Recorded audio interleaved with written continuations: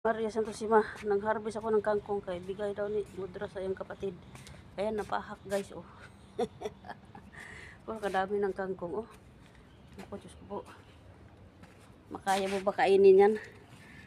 Makaya mo ba kainin yan, Hambol? Ayan, ang kangkong ni Hambol, oh.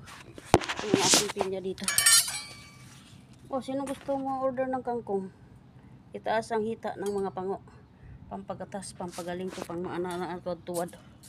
Oh, may bago kong tinanong mga kamatis. Doon sa unahan, oh. Kamatis. Kangkong.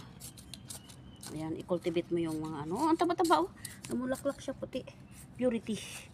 Sana lalaki ka, mamunga ka ng marami pinya, ha. Mamunga ka pinya ng 12 piraso sa isang puno. Oh, saan ka pa? Ayan, oh.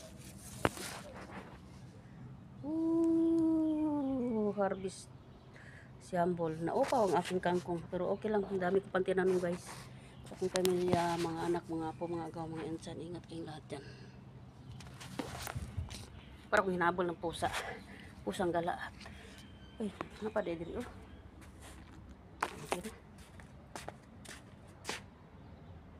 Bye bye, I love you.